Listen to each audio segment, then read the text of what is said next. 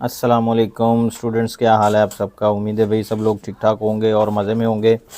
और इंशाल्लाह उम्मीद है मुझे कि आप लोगों की तैयारियां जो है ना वो चल रही होंगी इंटरव्यू के लिए। तो आज का जो हमारा टॉपिक होगा, जैसा कि आपको थंबनेल से पता चल गया, आज हमने देखना है कि what is meant by POS, point of sale. जो हमारा सिलसिला है वो क्या चीज़ है, FBR ने क्यों ये लॉन्च किया और इसकी क्या ज़रूरत पेश आई, क्या आया पूरी दुनिया में इसको रिकॉग्नाइज़ किया भी गया है या नहीं, या किसी और कंट्री में भी ये सिस्टम चल रहा है या नहीं। तो ये काम हमने करना है आज। POS के बारे में हम देखेंगे। सबसे पहले तो देखेंगे कि POS stand for point of sale, कि किसी भी रिटेलर की जो पॉइंट ऑफ सेल होता है, जहाँ से वो अपनी प्रोडक्शन को सेल करता है, अपनी प्रोडक्ट को सेल करता है, उसको कहते हैं उसका पॉइंट ऑफ सेल। FBR ने क्या किया, पिछले 2 सालों से ये सिस्टम लॉन्च किया। उन्होंने कहा कि हर रिटेलर जो है, बल्कि हर रिटेलर नहीं, कुछ रिटेलर की कैटेगरीज़ हैं, उन रिटेलर के लिए ये मैंडेटरी करार दे दिया गया कि वो अपने पॉइंट ऑफ सेल पर, जहाँ से वो अपनी प्रोडक्शन को सेल करते हैं, उस जगह पर एक कंप्यूटराइज्ड ऑनलाइन सिस्टम इंस्टॉल्ड करें, ताकि हम क्या कर सकें, आपकी रियल टाइम मॉनिटरिंग कर सकें सेल्स की। ये जो लोग सेल अपनी कम शो करते थे, टैक्स से बचने के लिए, सेल्स टैक्स जो फ्रॉड करते थे कि हम जितनी कम सेल्स शो करेंगे उतना ही हमें टैक्स कम देना पड़ेगा, ये उन लोगों के लिए एक किस्म का, हम कह लें कि हमने एक रिस्ट्रिक्शन लगा दी, उनका फंदा लगा दिया। अब वो कहीं जा नहीं सकते। होता यूँ है कि FBR ने एक सॉफ्टवेयर बनाया है। वो सॉफ्टवेयर हम उसकी प्रेमिसेस पे, जहाँ पे वो सेल करता है, वहाँ पर इंस्टॉल कर देते हैं। फिर जब वो चीज़ कोई सेल करता है, उसे ऑटोमेटिक, लाजमी बात है, बिल बनाना पड़ेगा, अपनी इनवॉइस बनानी पड़ेगी। वो इनवॉइस बनाकर जैसे ही जनरेट करेगा, वो इनवॉइस FBR के हेड ऑफिस में पड़े जो कंप्यूटर है वहाँ पर रिकॉर्ड हो जाएगी अगेंस्ट इट्स NTN।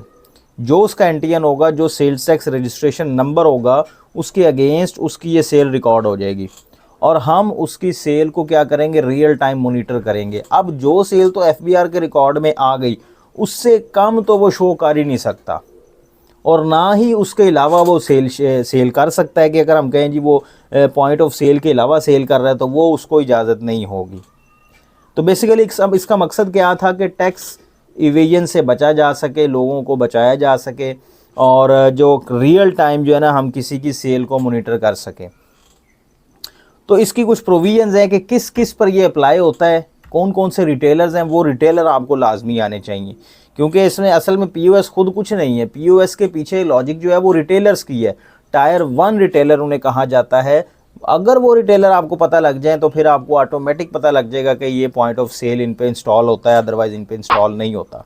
तो ये टायर 1 रिटेलर आपने याद करके जाने। इनके बारे में आपसे पूछा जा सकता है कि बताएं जी POS जो है वो किस रिटेलर पर जो है ना मैंडेटरी है, या उस रिटेलर में क्या क्या कंडीशंस होनी चाहिए कि उसे POS इंस्टॉल करना पड़ेगा, अदरवाइज़ उसको पेनल्टीज़ लग सकती हैं, या कुछ और कंसिक्वेंसेस हैं। वो हम आगे जाके देखेंगे क्या कंसिक्वेंसेस उसकी हो सकती हैं अगर वो POS इंस्टॉल नहीं करवाता तो। लेकिन सबसे पहले आपको जो है ना वो पता होना चाहिए कि जी रिटेलर कौन कौन से हैं कि जिन पे मैंडेटरी होगा कि वो POS इंस्टॉल करें। आगे कह रहे हैं, a retailer operating as a unit of a national और इंटरनेशनल चेन ऑफ स्टोर्स, कि ऐसा रिटेलर जो national chain of store maintain करता हो या international chain of store maintain करता हो। दोनों के एग्जांपल मैं आपको देता हूँ। इंटरनेशनल स्टोर क्या है, मैकडॉनल्ड्स। मैकडॉनल्ड क्या है, इंटरनेशनल ब्रांड है। यहाँ पर हम किसी की प्रमोशन नहीं कर रहे, just for the sake of example हम इसको ले रहे हैं कि हमारा कॉन्सेप्ट क्लियर हो सके कि मैकडॉनल्ड जो है वो इंटरनेशनल लेवल पर एक ब्रांड है। वो अपनी प्रोडक्ट अपनी मल्टीनेशनल चेन के ज़रिए यूज़ करता है, सेल करता है। तो उनको पॉइंट ऑफ सेल इंस्टॉल करना मैंडेटरी है उनके ऊपर। इसी तरह अगर हम नेशनल की बात करें तो गोरमे है हमारा। गोरमे क्या है, वो हर सिटी के अंदर उसकी ब्रांच ऑपरेट कर रही है। तो अब वो चाहे बड़ी है चाहे छोटी ब्रांच है, उसके लिए मैंडेटरी हो गया है कि वो पॉइंट ऑफ सेल अपनी हर ब्रांच के अंदर इंस्टॉल करे जिस ब्रांच से वो चीज़ें सेल कर रहा है। तो सेल तो हर ब्रांच पे कर रहा है, तो उसे हर ब्रांच पे सेल करना होगा। आपने देखा होगा, अक्सर आपने चीज़ें परचेज़ की होंगी मुख्तलिफ शॉप से आप चीज़ें परचेज़ करते हैं तो उस इन्वॉइस के नीचे अक्सर लिखा होता है POS टैक्स ₹1 टैक्स उस पर चार्ज होता है, और वो नीचे उसका लिखा होता है POS number, sale tax registration number, NTN number, फलाना फलाना, इतने की आपने चीज़ें परचेज़ की हैं, इतना इस पर GST 17% या 18% लगा है, इतना टैक्स की अमाउंट है और इतनी आपकी प्रोडक्ट की अमाउंट है, तो टोटल मिला के आप बिल पेमेंट कर देते हैं। वो वाली रसीद होती है POS इन्वॉइस, जिसमें टैक्स भी अलहदा से मेंशन होता है और प्रोडक्ट की टोटल कीमत भी अलहदा से मेंशन होती है। अदरवाइज़ वो टैक्स अलहदा नहीं देना होता आपने, जस्ट उसके अंदर सेग्रीगेशन हो जाती है कि इसमें जो आप चीज़ खरीद रहे हैं इसमें इतना टैक्स है और इसमें इतनी असल इसकी कीमत मौजूद है। तो सबसे पहले तो हमें यह पता लग गया कि वो चाहे नेशनल चेन ऑफ स्टोर हो चाहे इंटरनेशनल चेन ऑफ स्टोर हो, irrespective of its area, irrespective of air condition या कोई और कंडीशन के अलावा, वो बस मल्टीनेशनल है तो इसका मतलब उसे POS लगाना उस पर लाजमी है और वो टायर 1 की कैटेगरी में फॉल करेगा। नंबर 2 आ रहा है अ retailer operating in an air condition shopping mall या प्लाजा या सेंटर। एयर कंडीशन वो होता है कि जैसे ही आप एंटर हो उस मॉल के अंदर फुली एयर कंडीशन हो, ये नहीं कि दुकानों के अंदर AC लगे हैं, बाहर जो बैठे हैं लोग उनको AC की फैसिलिटी नहीं अवेलेबल। एयर कंडीशन वो आप एंटर होते साथ ही पूरा उनका जो मॉल है वो सारा एयर कंडीशनड है। तो अगर उस एयर कंडीशन मॉल के अंदर, सेंटर के अंदर, प्लाजे के अंदर किसी ने कोई रिटेल ऑपरेटिंग कर रहा है, रिटेल का मतलब जनरल कंज्यूमर, डायरेक्ट कंज्यूमर तक वो चीज़ें अपनी पहुंचा रहा है, डायरेक्ट कंज्यूमर उससे चीज़ें ख़रीद रहे हैं, तो उसके ऊपर भी मैंडेटरी होगा कि वो POS इंस्टॉल करे और वो टायर 1 रिटेलर की कैटेगरी में फॉल करेगा। Retailer whose cumulative electricity bill during the immediately preceding 12 consecutive months exceeds ₹1200,000। कह रहा कोई भी ऐसा रिटेलर जिसका पिछले 12 महीनों का बिल जो है वो 1200,000 से ज़्यादा आए, 1200,000 मतलब 1,20,000 से ज़्यादा अगर उसका बिल आ रहा है पूरे पिछले 12 महीनों का टोटल मिला के, तो इट्स मीन वो भी टायर 1 की कैटेगरी में फॉल कर जाएगा। नंबर D में कह रहा है होल सेलर कम रिटेलर, ऐसा बिजनेसमैन जो होल सेल में भी चीज़ें सेल करता है और रिटेल में भी चीज़ें सेल करता है, दोनों में वो काम कर रहा है, होल सेलर को बल्क में भी सेल कर रहा है और अगर कोई रिटेलर आ जाए तो उसे डायरेक्ट कंज्यूमर को भी चीज़ें सेल कर रहा है। Engage in bulk import and supply of consumer goods on whole sale basis to the retailer as well as on retailer to the general body of the consumer. जो बंदा ये काम कर रहा है वो भी टायर 1 की कैटेगरी में आ जाएगा। A retailer whose shop measure 1000 square feet in area और मोर, कम अज़ कम 1000 स्क्वायर फीट हो वो रिटेलर, तो फिर वो टायर 1 की कैटेगरी में आ जाएगा, चाहे वो उसके दुकान छोटी है या बड़ी है, 1000 स्क्वायर फुट से ज़्यादा है तो वो आ गया उसमें टायर 1 में। या 2000 स्क्वायर फीट इन एरिया और more in case of retailer of furniture, अगर वो फर्नीचर का रिटेलर है तो फिर उसके लिए थोड़ी सी रिक्वायरमेंट और है, कम अज़ कम 2000 स्क्वायर फीट अगर उसका एरिया है रिटेल शॉप का तो फिर वो टायर 1 में आएगा, अदरवाइज़ वो टायर 1 की कैटेगरी में नहीं आएगा। A retailer who has acquired point of sale for accepting payment through debit और credit card from banking companies और any other digital payment services provider authorised by State Bank of the Pakistan. ऐसा जो है ना वो रिटेलर जिसने payment receive करनी है अपनी बैंकिंग से या online credit card, debit card के थ्रू, तो वो भी किस में आ जाएगा, टायर 1 की कैटेगरी में आ जाएगा। Sorry, a retailer whose deductible with holding tax under section 236G या 236H of the income tax ordinance during the immediately preceding 12 consecutive month has exceeds the threshold as may be specified by the board through notification in the official gazette। अब वो कह रहा है कि ऐसे retailer कि जिनका पिछले 12 महीने का जो बिल है, जो 236G और H है, ये आपके बिलों के थ्रू जो टैक्स आपका कटता है उसके बारे में बात है कि आपका पिछले 12 महीनों में अगर आपका जो बिल है वो एक थ्रेश होल्ड सेट कर दिया गया कि इतना बिल होगा तो आप टायर 1 की कैटेगरी में, अगर इतना बिल नहीं है तो आप टायर 1 की कैटेगरी में नहीं होंगे, आपने जो टैक्स दिया है वही आपका फाइनल टैक्स कंसीडर होगा। आपको याद होगा कि पिछले सेल्स रिटेलर्स पे एक बिजली के बिल में ये टैक्स लगाया गया था कि भाई आपने 3,000 रुपया या आई थिंक 5,000 है, वो आपने पर मंथ अपने बिल के अंदर आपने देना है as a with holding tax, कि अगर आपका ये इनकम टैक्स कंसीडर होगा। तो वो आगे इसमें बताया इन्होंने, a person engage in supply of articles jewellery और part thereof the precious metal clad with precious metal excluding a person whose shop measure 300 square feet in area और less. अगर कोई बंदा ज्वेलरी का काम करता है लेकिन उसकी दुकान 300 स्क्वायर फिट से ज़्यादा है तो वो पीओएस की कैटेगरी में होगा। अगर इससे छोटी उसकी दुकान है तो फिर वो पीओएस की कैटेगरी में नहीं है, चाहे वो ज्वेलरी का काम कर रहा है, चाहे जो मर्जी कर रहा है।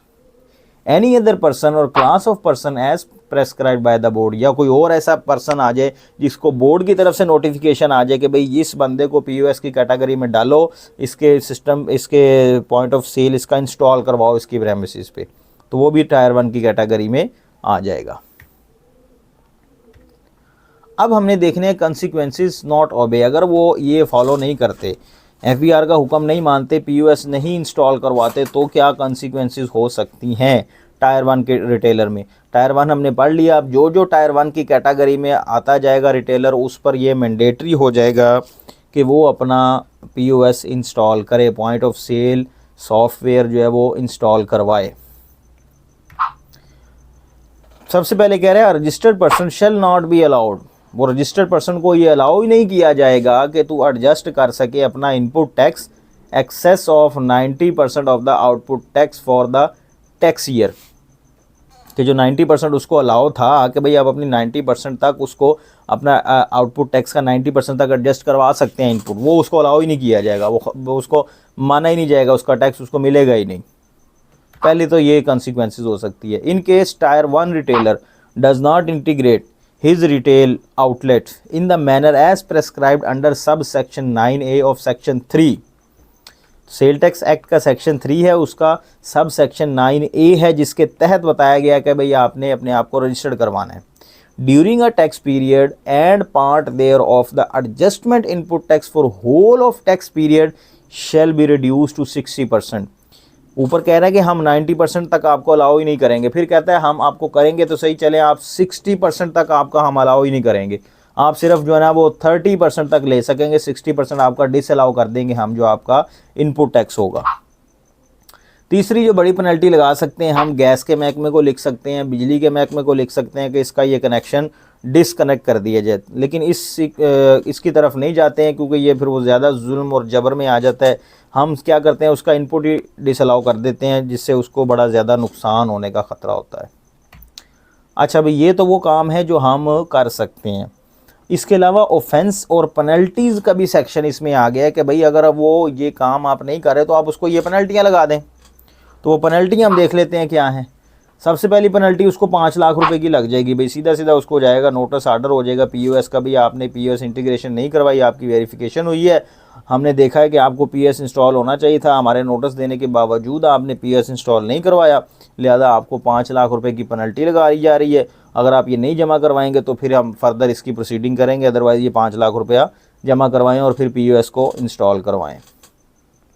कह रहे 5 लाख रुपये पेनल्टी दो या 200% ऑफ द टैक्स इन्वॉल्व्ड। उस दौरान जिस पीरियड में आपने कहा था पीओएस इंस्टॉल करें, उस पीरियड में इंस्टॉल नहीं किया, उस पीरियड में आपने देखना उसने कितनी सेल कर दी है। अब उस सारी सेल वो रिटर्न में तो शो करेगा ना, ज़ाहिरी बात है, अगर अपना इनपुट क्लेम करेगा तो इनपुट क्लेम करने के बाद अपनी सेल शो करेगा, उस सेल में देखना है कितना टैक्स इन्वॉल्व है, उसका 200% भी जो है ना, ये भी आपको अलाउ है कि आपका 200% उसको पेनल्टी लगा सकते हैं। विच एवर इज़ हायर, इन दोनों में से जो भी हायर होगी आप वो लगा देंगे। ही शैल फर्दर भी लाइबल, इसके बाद भी वो लाइबल होगा upon conviction by a special जज टू सिंपल इम्प्रिजनमेंट, कि उसको आप कैद बा मुशक्क़त में नहीं, सिंपल आप उसको कैद के लिए रिकमेंड कर सकते हैं। कितनी देर के लिए? 2 साल के लिए। और with additional fine may extend to 2 million rupees, या बोथ, दोनों। ये तो बाद की प्रोसीडिंग है, इस तक जाने ही नहीं देता टैक्स पेयर, वो पहले इंस्टॉल करवा लेता है, लेकिन बहरहाल आपको पता होना चाहिए। तो ये हमने आज तक ये देख लिया कि what is POS, POS stand for, इसका एक्चुअली वर्किंग क्या है, इसका एक्चुअली मैकेनिज़्म क्या है, ये क्यों ज़रूरी है और ये किन लोगों पर ज़रूरी है। वो टायर 1 रिटेलर जो है वो कौन कौन से हैं, कौन कौन से रिटेलर टायर 1 की कैटेगरी में आते हैं, ये आपने याद करना है। पीओएस ना करवाने की कंसिक्वेंसेस क्या हो सकती हैं, उसके ऑफेंसेस और पेनल्टीज़ क्या हैं।